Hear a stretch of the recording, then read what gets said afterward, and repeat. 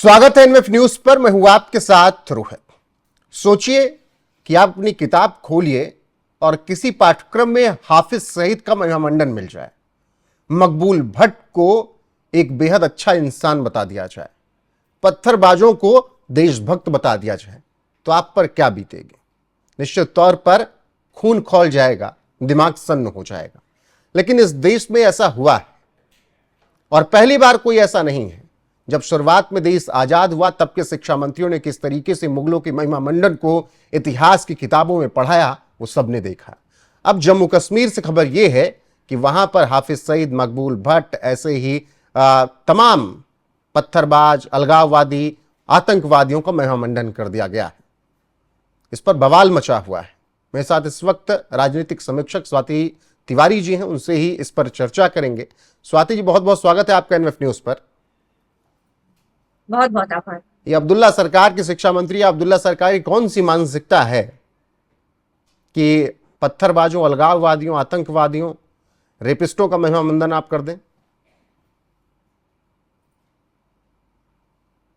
थोड़ा दूसरी तरीके से सोचती हूँ। अब्दुल्ला सरकार की क्या मानसिकता है ये तो अपनी जगह पे है ही मूल प्रश्न, लेकिन कांग्रेस की क्या मानसिकता है ना सरकार में? वहां कांग्रेस ने तो इस मामले में फंसने से पहले ही कह दिया कि भैया एक्शन लीजिए, शिक्षा मंत्री को हटाइए, किताब वापस करवाइए।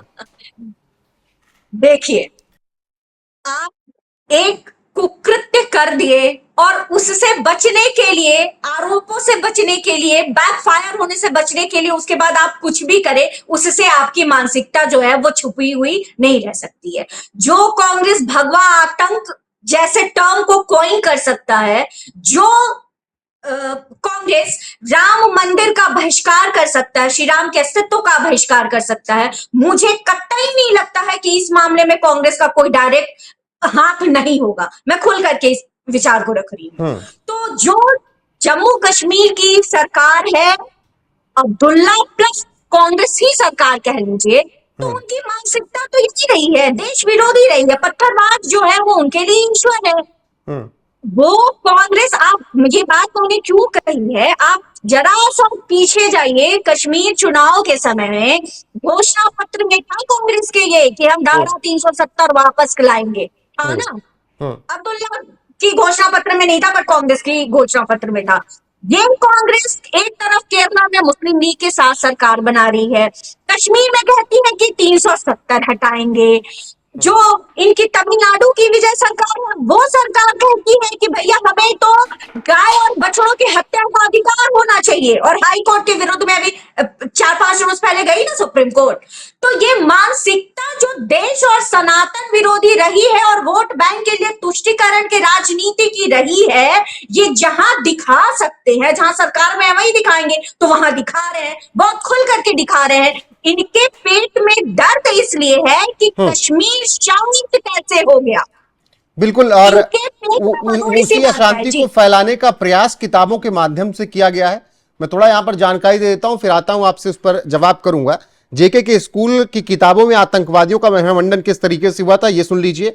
किताब में जेकेएलएफ के संस्थापक मकबूल भट्ट जो कि आतंकी, लश्कर तैयबा के प्रमुख हाफिज सईद जो कि आतंकी, अलगाववादी नेता सैयद अली शाह गिलानी, शब्बीर शाह, मीरवाइज उमर फारूक और मसरत आलम भट्ट जैसों को सकारात्मक रूप में दिखाया गया।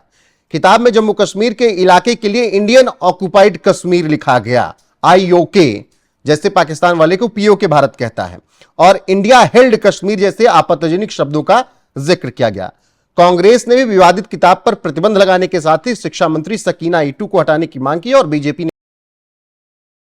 मेरा सवाल स्वाति जी ये, हाफिज सईद, मकबूल भट्ट, सैयद अली शाह गिलानी, शब्बीर शाह, इन सब का महिमा मंडन पढ़ाकर बच्चों के दिमाग में क्या डालने का प्रयास है?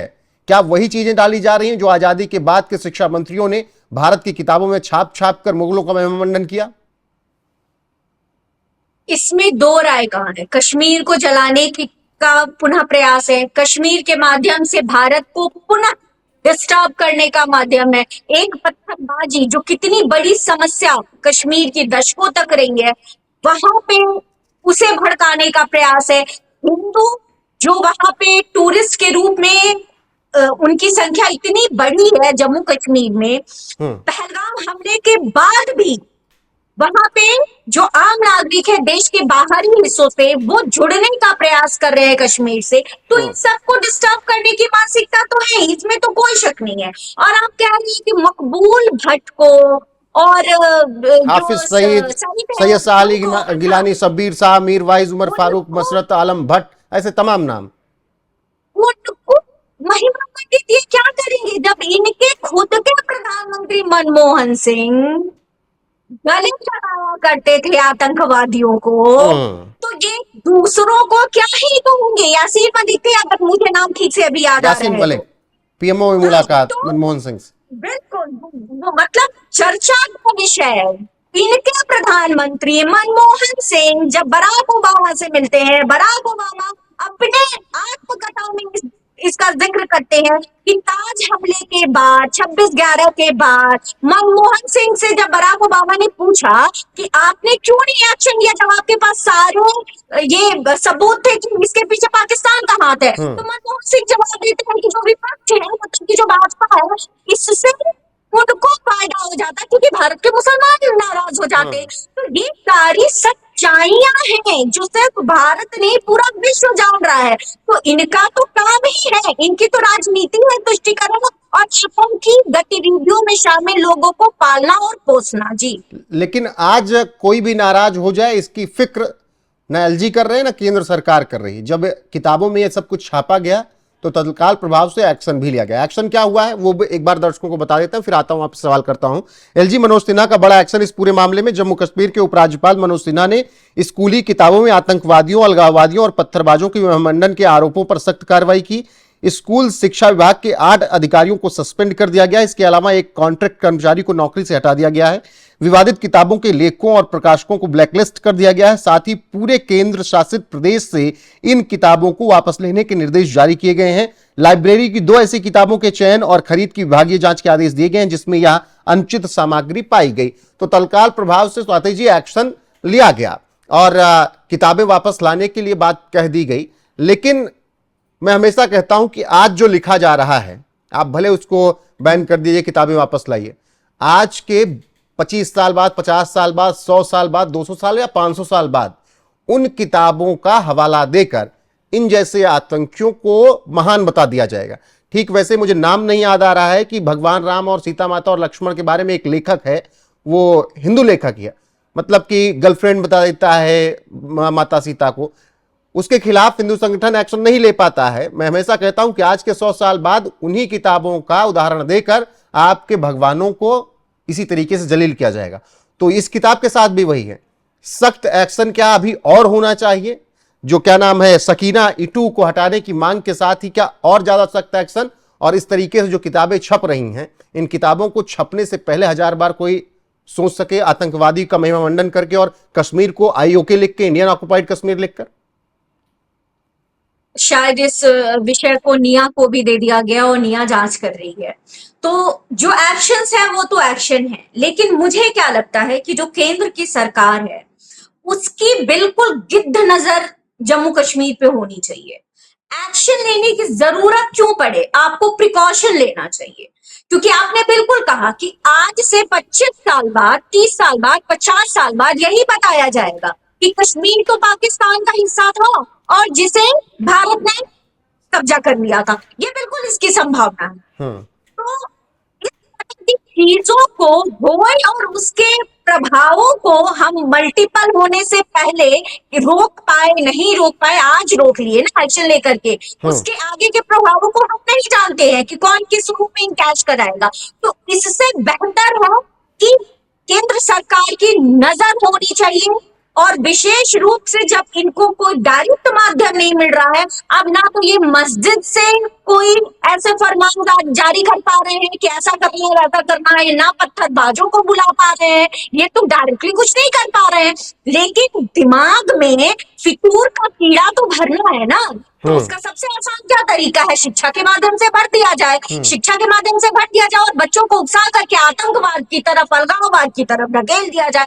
तो इस मानसिकता से लड़ने की जरूरत है और इस मानसिकता से लड़ने का सबसे प्रभावी तरीका यही है कि एक्शन कुछ होने के बाद लेने से बेहतर है कि प्रिकॉशंस लिए जाए। और वहां की जो सरकार है, राज्य सरकार, वो भी इस बात पे ध्यान दे। और मुझे लगता है कि जम्मू कश्मीर का जो पूरा कुनबा है, पूरी आवाम जो है, उसमें से मैक्सिमम आतंकवाद और अलगाववाद के खिलाफ है। तो ये जिम्मेदारी वहां के स्थानीय लोगों की भी है कि अगर इस तरह से पाठ्य पुस्तक में या किसी भी तरीके से इस तरह की गतिविधियां या सोच को भरने का प्रयास कोई भी कर रहा है, शिक्षा के माध्यम से कर रहा हो या मस्जिदों में कर रहा हो, किसी माध्यम से कर रहा हो, तो उसे लेकर के सरकारों को आगाह करने की जरूरत है। और ये जिम्मेदारी स्थानीय लोगों की भी उतनी ही बनती है। जी रोहित जी। बिल्कुल स्वाति जी, फिलहाल जम्मू कश्मीर में जिस तरीके से ये किताब छपी उसके बाद बवाल मचा है, हंगामा बरपा है। अब देखना होगा शिक्षा मंत्री को कब तक हटाया जाता है।